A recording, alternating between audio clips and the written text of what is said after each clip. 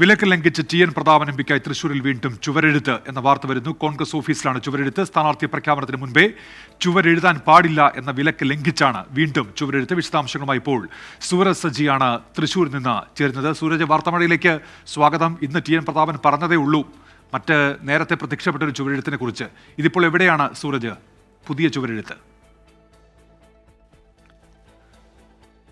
ഉന്മേഷ്, നമ്മളിപ്പോൾ നിൽക്കുന്നത് ഈ ഒളരിയിലെ കോൺഗ്രസ് ഓഫീസിലാണ്. അതിന് സമീപം, അതായത് കോൺഗ്രസ് ഓഫീസ് ആ കാണുന്നതാണ്, ദൃശ്യങ്ങളിൽ കാണുന്നതാണ്. ആ കോൺഗ്രസ് ഓഫീസിന് മുന്നിലാണ് ഇത്തവണ ഈ ചുവരെഴുതിയിരിക്കുന്നത്. കഴിഞ്ഞ ദിവസം പ്രതിപക്ഷ നേതാവ് അടക്കം പറഞ്ഞതാണ് സ്ഥാനാർത്ഥി പ്രഖ്യാപനത്തിന് മുമ്പേ ചുവരെഴുതരുത് എന്ന കാര്യം.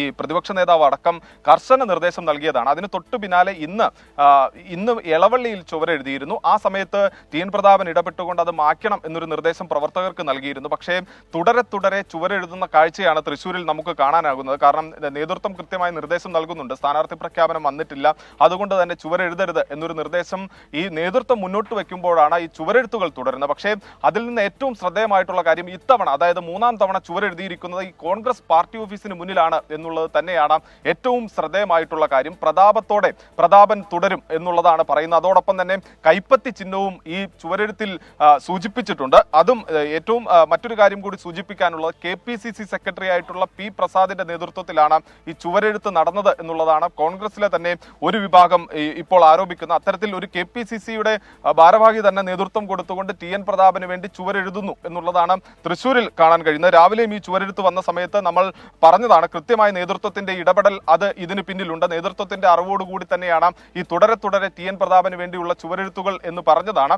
അത് തെളിവാക്കുന്ന, അല്ലെങ്കിൽ അത് ശരിവെക്കുന്ന സംഭവമാണ് ഉണ്ടായിരിക്കുന്നത്. ഈ ദൃശ്യങ്ങളിൽ കാണുന്നത് പോലെ ഇത് കോൺഗ്രസ് ഓഫീസാണ് ഒളരിയിലെ. ആ കോൺഗ്രസ് ഓഫീസിന് മുന്നിൽ വെള്ളയടിച്ച ചുമര്, ആ ചുമരിലാണ് ഇപ്പോൾ ടി.എൻ. പ്രതാപന് വേണ്ടി ഇപ്പോൾ ഈ ചുവരെഴുത്തുമായി രംഗത്തെത്തിയിരിക്കുന്നത്. ഇത് കോൺഗ്രസ് പ്രവർത്തകർ തന്നെ അല്പം സമയം മുമ്പ്, അതായത് കേവലം മണിക്കൂറുകൾക്ക് മുമ്പാണ് കോൺഗ്രസ് പ്രവർത്തകരുടെ നേതൃത്വത്തിൽ, അതായത് KPCC ഭാരവാഹിയുടെ എല്ലാം നേതൃത്വത്തിൽ ഇവിടെ എത്തി കോൺഗ്രസ് പ്രവർത്തകർ ഈ ചുവരെഴുതിയത്. അവർ ഇവിടെ നിന്ന് മടങ്ങിയിട്ട് മണിക്കൂറുകൾ പോലും ആയിട്ടില്ല. അത്തരത്തിൽ നേതാക്കൾ തന്നെ നേതൃത്വം കൊടുത്തുകൊണ്ട് ഇപ്പോൾ ഈ കോൺഗ്രസ് ഓഫീസിന് മുന്നിൽ പോലും ടി.എൻ. പ്രതാപന് വേണ്ടി ചുവരെഴുതിയിരിക്കുന്നു. പ്രതിപക്ഷ നേതാവ് അടക്കമുള്ളവർ ഈ സ്ഥാനാർത്ഥി പ്രഖ്യാപനത്തിന് മുമ്പ് ചുവരെഴുതുന്ന നടപടി ശരിയല്ല എന്ന് പറഞ്ഞതാണ്. ടി.എൻ. പ്രതാപൻ ഇന്നുകൂടി പ്രവർത്തകരോട് ഇത്തരത്തിൽ ചുവരെഴുതരുത് എന്ന് അഭ്യർത്ഥിച്ചതാണ്. പക്ഷേ ഒന്നും മുഖവിലക്കെടുക്കുന്നില്ല. പ്രവർത്തകർ വീണ്ടും ചുവരെഴുതുന്നു. അത് പ്രവർത്തകർ സ്വമേധയാ ചെയ്യുന്നതല്ല, കൃത്യമായ നേതൃത്വത്തിന്റെ അറിവോടുകൂടി തൃശ്ശൂരിൽ പ്രതാപന് വേണ്ടി ചുവരെഴുത്ത് തുടരുന്നു എന്നുള്ളതാണ് ശ്രദ്ധേയമായിട്ടുള്ള കാര്യം. ഉന്മേഷ്, സൂരജ്, ഇപ്പോൾ ഇന്ന് തന്നെ ടി.എൻ. പ്രതാപൻ പറഞ്ഞതേ ഉള്ളൂ താൻ തന്നെ ഇടപെട്ട് ആ ചുവരെഴുത്ത് മാറ്റാനുള്ള നിർദ്ദേശം കൊടുത്തു എന്ന്. അദ്ദേഹം